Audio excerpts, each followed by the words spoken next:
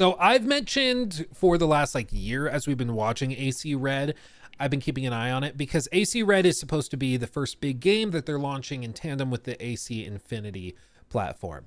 And in case you're not familiar, the Assassin's Creed Infinity platform is supposed to kind of be like Call of Duty HQ, or imagine like when you boot up Fortnite or something and it has all the game modes listed. It's supposed to basically be that. It's supposed to be a platform that will eventually host all of the Assassin's Creed games that you play, whether they're co-op, multiplayer, PvE, PvP, or single player stuff. It's all going to be hosted on that one platform, and they're going to have broader things that apply to all of the games. So for example, you might be able to buy a skin for a character that you could then use in all of the games. That's kind of the vision, is that they can sell you a $20 cosmetic and then it could be used in AC Red. It could be used in a revamped version of Valhalla. That's one of the premises of it. It's not clear if that will actually happen in the final version of it, but that was one of the like early kind of leaked and rumored features of it. It's supposed to be a broader platform for all of this.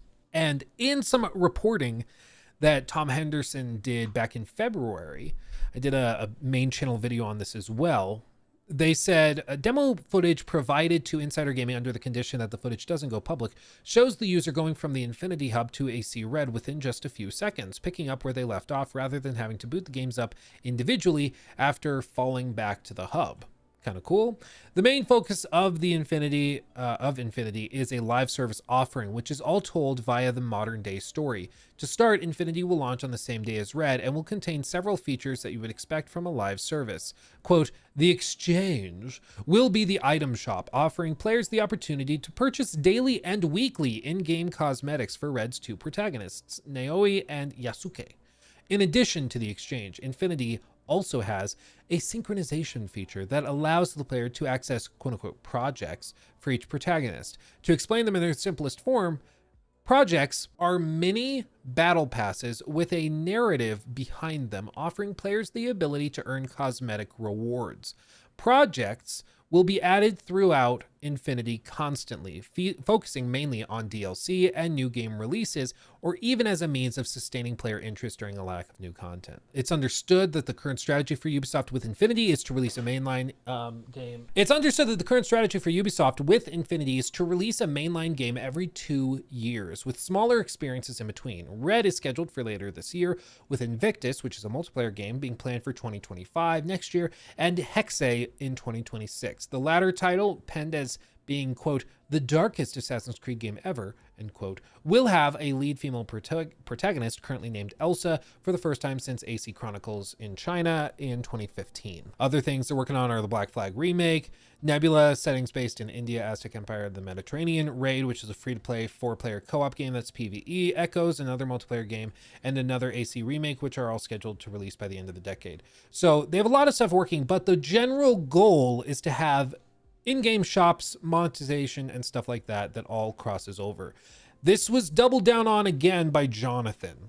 Jonathan, if you don't know, is a French YouTuber, and he's got some connections. He knows people in Ubisoft, and he's done a lot of reporting, most of which ends up, as far as I know, all of it, but I'll say most just to cover my butt. But it seems like he's generally very, very accurate.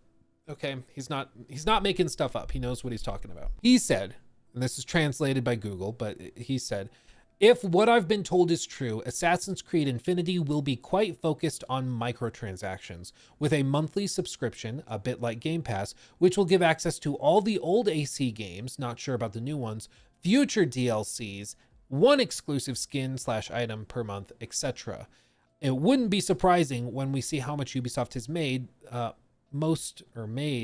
of most of the paid skins in Odyssey and Valhalla, but this could be worse.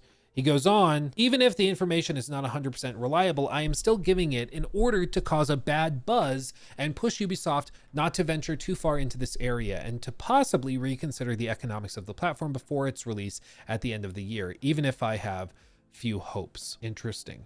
So he's communicating this in hopes that people see it, get upset about it, and voice their concerns to Ubisoft so that they don't overreach. And here's my commitment to you guys, okay?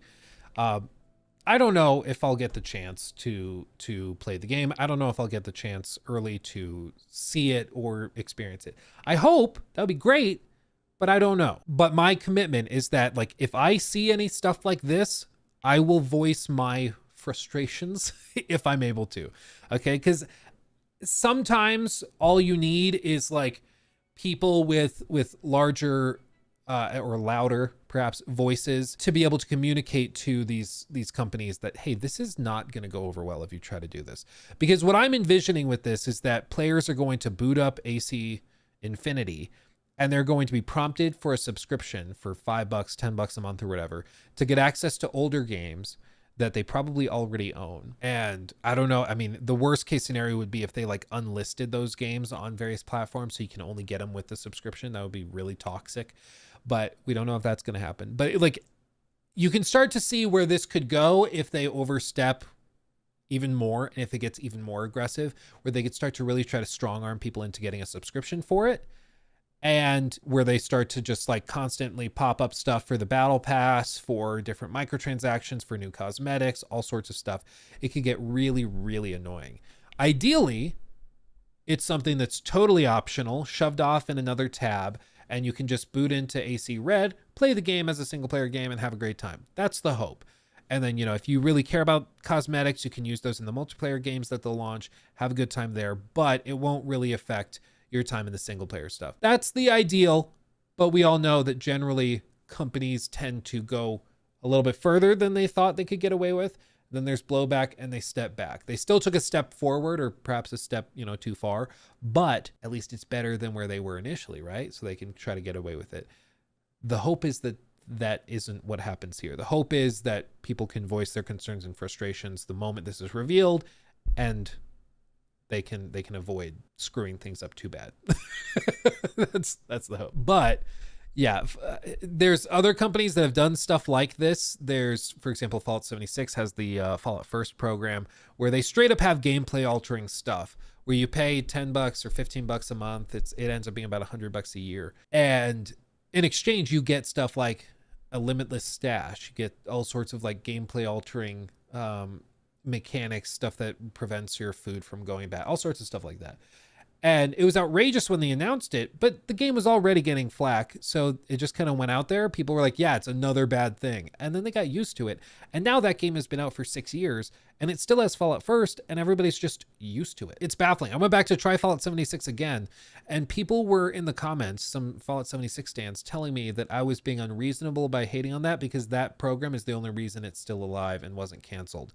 And I'm like, that doesn't change the fact that it's ridiculous to charge $100 a year for a membership that gives you features that should just be in the game anyways. And it's literally pay to win. Like, if you don't have that stuff, the game is significantly harder. But if you have more money, it's way easier.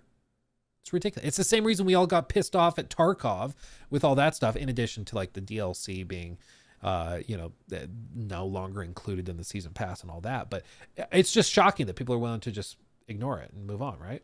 Ubisoft will just pay off the big channels that voice their opinions. Well, so let me be clear. It is illegal to, as far as I know, it is illegal in the US at least, for a company to pay somebody to misrepresent a product just by straight lying, paying them for like a review, and they're like, hey, give us a 10, why don't you? Give us a 9, why don't you? You can't do that. It breaks all sorts of FTC disclosure problems. If you were paid to do that, you'd have to disclose legally by the FTC guidelines. You'd have to say, I've been paid to give this game a high review score. Like, that's the only way you could avoid breaking those regulations and stuff. And in my experience, the marketing team at Ubisoft is one of the most delightful groups of people that I've ever had the pleasure of meeting and working with. I have been very hard on Ubisoft, as you guys know. I called their last big game Assassin's Creed Valhalla. Assassin's Creed Valhalla. I called that game a travesty of open world design. I was pretty hard on it, and I have gotten into debates and arguments with Joel Raptor, for example, over this stuff. I've been very hard on them, and they still will offer me review codes. They still will ask me how I'm doing. When I hit 500,000 subs on the main channel, I got emails from members of their team congratulating me, wishing me the best, and hoping my family was doing well. Like, they're just very nice people. Like, a lot of the marketing teams and the people that are figuring out like how to promote these games, A lot of them don't necessarily love the monetization strategies and all this other stuff, because you're talking about like thousands and thousands of people working on this. Maybe 10 people are responsible for the battle pass systems and stuff and deciding that those are going to be in there. It's unfair to necessarily throw the baby out with the bathwater just because the executives have done something stupid. It's not fair to say that the devs are bad or that the marketing staff is bad. It's not necessarily a given. And in my experience, I think out of anybody that I've ever worked with in the games industry, and I've worked with Xbox, I've worked with PlayStation, I've worked with EA, I've worked with Take-Two, I've worked with like pretty much all of the big players, Capcom, Square Enix, and Ubisoft's approach to creators has been the most healthy and reasonable. When I called, granted I was aggressive, but when I called Todd Howard evil for Fallout 76, and I said that there's no way I can explain this without it just being evil and scam, like a scam. You knew this game was horribly broken, and you like hid it from players and still sold it to them. Like, it's just evil. It's unacceptable. And they blacklisted me and refused to talk to me for like 5 years.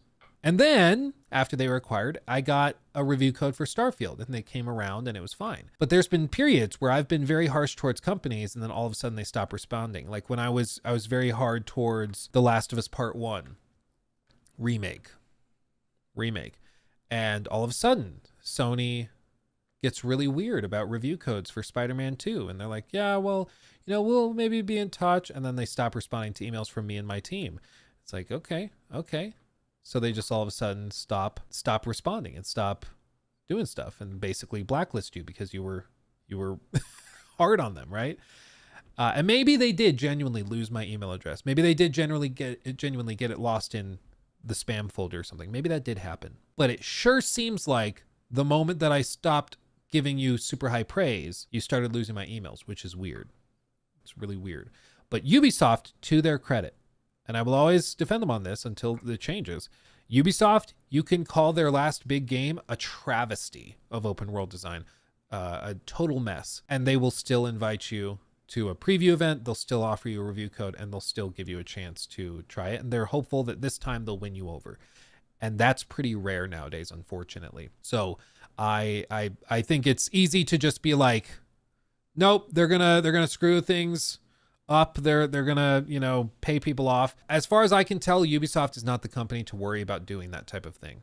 Not only could they not do it legally, but also Ubisoft has probably the healthiest approach towards creator collaborations that I've seen. They even, like, when I did that preview thing with Assassin's Creed Mirage, I put in I told them in the emails, I was like, I'm down to try the game early and do it like an I tried video on it for my audience, but I need to be allowed to say whatever I want to say. If I love the game, I want to say that. If I hate the game, I want to be able to say that. If I hate parts of it, I need to be able to say that. And they were like, absolutely. And they put it in the contract. They're like, you have to be honest. It's in big bold letters on like the task sheet for what we agreed to do for the video. And it's like, your opinions will be stated honestly. You will not say anything you don't truly believe. Everything you say has to be your true and honest opinion. And like, they put it in black and white, literally. And that's something not a lot of companies will do. I mean, a lot of those games and mobile companies that do the TikTok ads, they will try to pay you word for word to say certain things. It's like, yeah, this is the coolest game I've ever played, and the artwork is so crazy cool. I get a chub every time I play. Like, it's ridiculous. It's ridiculous. But Ubisoft has never done anything like that. So I know it's easy to meme on them, and there's lots of things to be upset with Ubisoft over, but that is not one of them. I have heard from other creators that Sony and Bethesda are sensitive to honest reviews. He took my thing. Red flag.